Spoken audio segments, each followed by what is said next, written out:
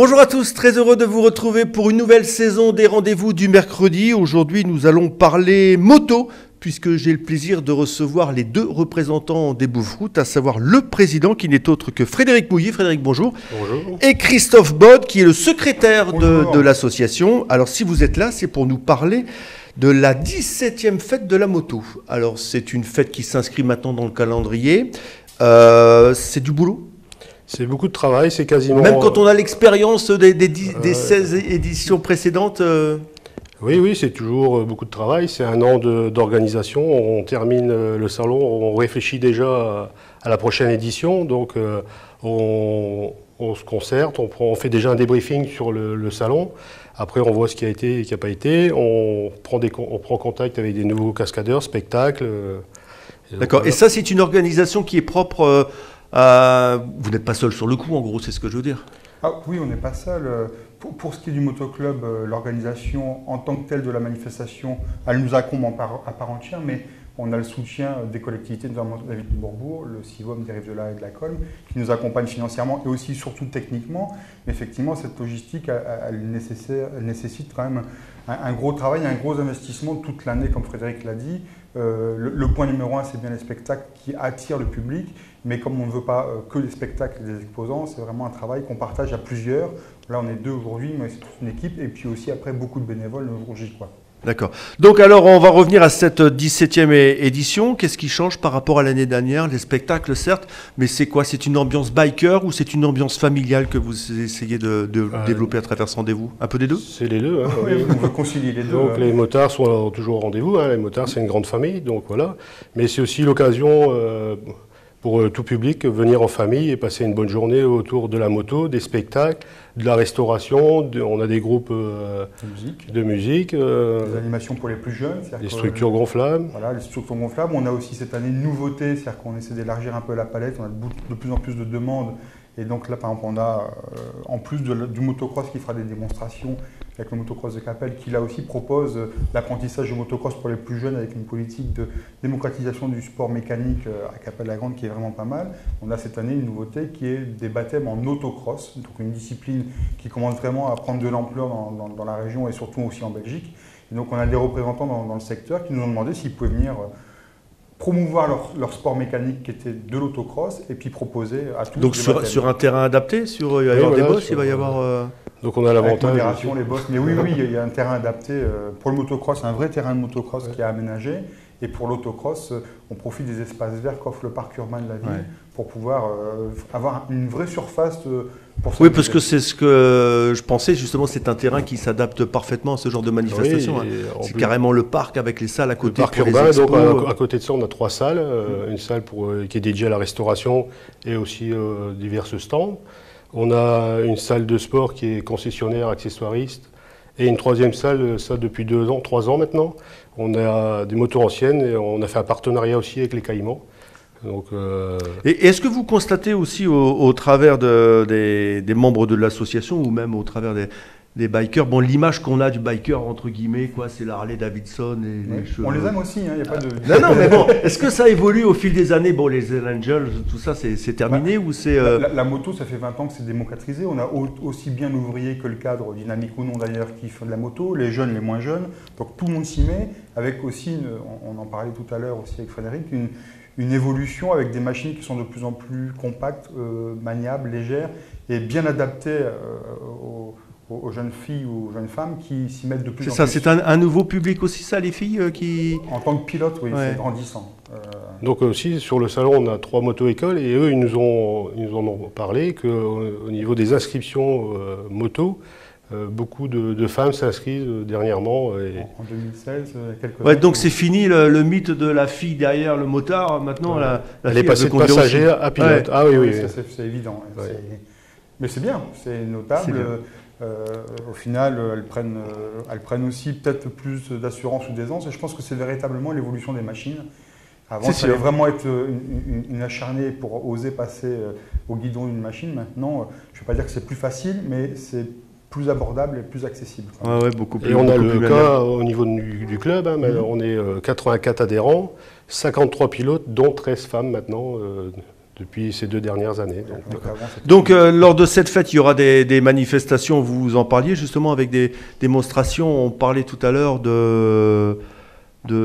pas de moto, comment on appelle la moto qui est sur les briques là De trial. Trial, ah putain, je suis bête, en plus je l'avais juste au bout de la langue. Donc de trial, donc des démonstrations de trial, de cascade aussi oui, certainement. Voilà. On a 3 spectacles qui viennent, donc on a Pierre Hernando et Johan Pica qui sont des mototrialistes, donc a priori 2 types de catégories, en indoor ou en extérieur. Lorsque c'est en extérieur, ils passent à travers des obstacles plutôt naturels, des rochers, le but étant de passer les obstacles sans mettre le pied à terre. Là, c'est une plateforme aménagée exprès pour les spectacles, pour promouvoir leur sport mécanique. Et après, on a deux stunters, donc un stunter dans la plus pure tradition qui s'appelle Juke Acrobacy, qui vient avec plusieurs motos, et notamment une moto de drift. Donc les motos de drift, c'est une nouvelle discipline sur du dérapage à haute vitesse contrôlé. Et puis faire brûler les pneus à l'arrière, tout ça. Oui, et puis avec un bras aussi rallongé pour dire de drifter. C'est une moto préparée exprès pour ça. Et puis il vient aussi avec, comme c'est un peu ce que le public attend aussi, c'est de la multidiscipline. Donc Juke a aussi maintenant mis au point une voiture qu'il appelle la Midget, donc une petite voiture hyper puissante qui permet de faire aussi des démonstrations d'acrobatie en auto et de dérapage. Et une 3e équipe de spectacle qui s'appelle Rolf Circus Show. Donc là, c'est un couple, Rodolphe et Leslie, qui font de la chorégraphie, donc du stunt, des figures acrobatiques en moto, mais associées à une chorégraphie bien orchestrée avec Leslie qui est une vraie danseuse de base et qui donc s'est mis à la moto et vice-versa pour Rodolphe. Et ils sont accompagnés d'une équipe des Saltabanques, donc une équipe de cracheurs de feu qui vient rehausser le spectacle tout au long du week-end et surtout notre nocturne de samedi soir. C'est ça, donc une nocturne avec... remarquez, il y avait déjà eu des nocturnes, mais là c'est des nocturnes avec des spectacles et puis de la pyrotechnie et mettre plein les yeux, quoi. Oui, alors d'une part parce que la nocturne plaît bien et puis aussi parce que c'est notre 20e anniversaire du club, donc 17e fête de la moto, mais 20 ans du club. Donc on a mis un peu le paquet sur ça. Donc en plus de ce qui est prévu, de ce qu'on a déjà présenté là à l'instant, on s'associe avec Eclipse LED Show, donc il y a un jeune artiste dunkerquois qui officie sur des échasses et donc avec un costume particulier, tout équipé en LED, qui va nous booster la nocturne pour que ce soit encore plus flamboyant et encore plus sympa. Avec également une bourse d'échange, certainement des motos anciennes, des pièces difficiles ou rares à trouver. On aura moyen de les trouver là. Et oui, alors là toujours aussi, des passionnés. Comment ça marche? C'est eux qui vous sollicitent pour venir exposer ou... Donc là, c'est la partie des Caïmans. Ouais. Et eux, Caïmans, c'est une asso aussi, ça. Oui, c'est le cercle amateur inconditionnel de motos anciennes. Voilà, le sigle veut dire quelque chose. Il est tellement long que je ne le retiens pas systématiquement. Mais voilà. Caïmans, c'est Caïmans la même chose. C'est exactement pareil.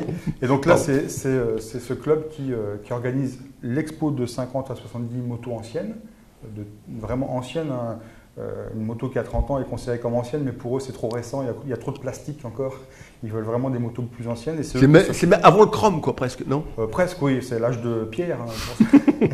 Hein, mais donc, du coup, qui s'occupe de cette partie brocante avec voilà, des exposants qui viennent vendre des pièces, mais aussi des accessoires de moto anciennes. Donc, une vraie partie brocante le dimanche matin. Avec une grosse tombola, paraît-il. Allez. Oui. Donc il y a donc 2 tombolas. Donc ceux qui payent l'entrée du salon. C'est ça, on peut rappeler le prix, 4 € qui n'a pas changé depuis longtemps. Donc ils remplissent le ticket, il y a une urne et là il y a 3 permis moto à gagner. Et pour les 20 ans du club, c'est la nouveauté cette année. On a acheté une moto, on a organisé une tombola spécifique et donc il y aura une moto Gladius à gagner.